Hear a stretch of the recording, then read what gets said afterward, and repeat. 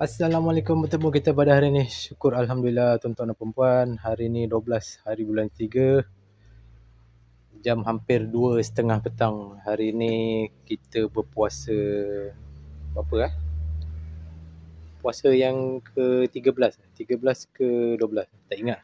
Alhamdulillah. Okey, hari ni saya nak share sebiji mesin ni. Mesin ni sebelum ni saya pernah buat, saya pernah repair. Ni saya punya tagging company. Masalah dia keluar error E9. So sebelum ni saya ada buat video untuk model ni, error code E9 berpunca daripada wiring kena makan tikus. Kali ni dia repeat balik.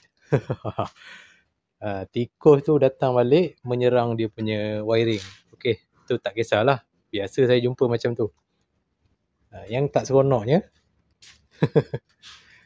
owner ni ada panggil orang lain.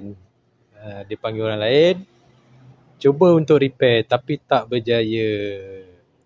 Yang tak seronoknya ialah kita sambung kerja orang. Saya pun tak tahu yang sebelum ni dia putus kat bahagian mana. Lepas tu dia sambung. Maklumlah bila sambung kerja orang, kerja jadi macam itulah.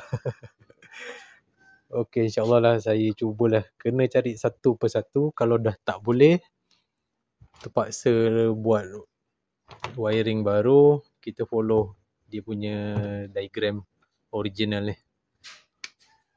Okey, kita cubalah buat. Tapi saya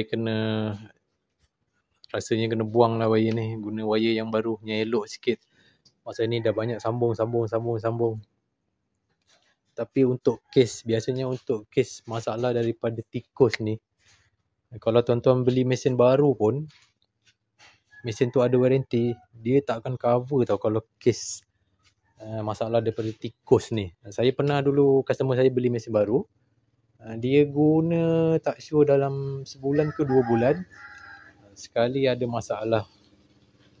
Mesin dia tak boleh on kalau tak silap saya. Rupanya berpunca daripada tikus.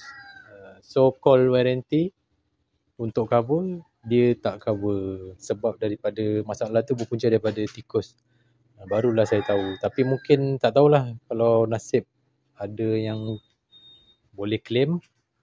Tapi untuk ni saya tak bolehlah bagi percuma. Saya pun tetap akan charge customer ni. Sebab ni bukan masalah daripada kita.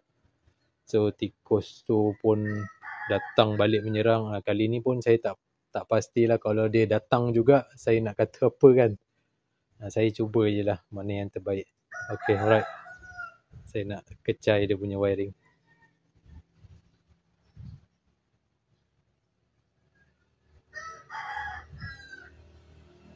Pak, dia sudah terperangkap, Pak. Dia tak boleh keluar. Macam mana ni?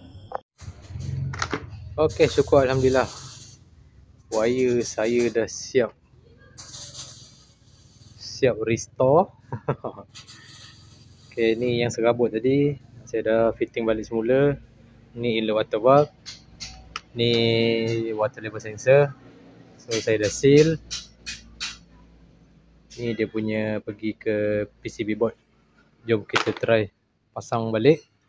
Kita tengok boleh run ke tak boleh run. Sebelum ni boleh on, tapi mesinnya terbenong. Air tak boleh masuk, air tak boleh buang, terbenong je.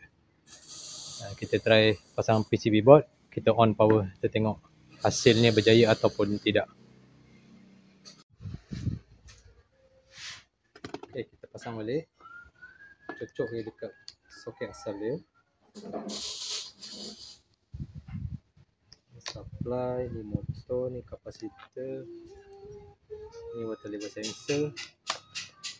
Kapasitor dia kat sini. Okey. Kapasitor dia kat atas tu, nampak tu? Okey, semua kita dah cocok dekat pin dia. Saya sambung guna ni apa nama dia? Heat shrink. Lebih kemas insya-Allah. Okey, kita on supply. Bismillah. Alhamdulillah. Mesin dah menyala, tak ada error apa-apa. Tekan start. Alhamdulillah, dengar tu. Mesin menimbang. okey, tak ada masalah. Alhamdulillah, okey, ada vibrate. Maksudnya air masuk.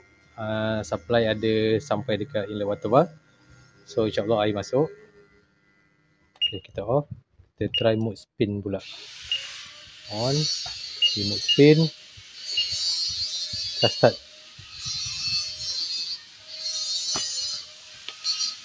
Okay, drain motor dah start menarik. Nampak Alhamdulillah. Sebelum ni tak ada langsung. Okay, motor dah jalan. Nampak? Drum dah bergoyang Okay, selesai masalah. Syukur Alhamdulillah. Okay, saya pasang balik apa semua ni. Tak ada apa hal. InsyaAllah petang ni saya boleh hantar. Alright. Jumpa lagi di next video. Assalamualaikum. Bye-bye.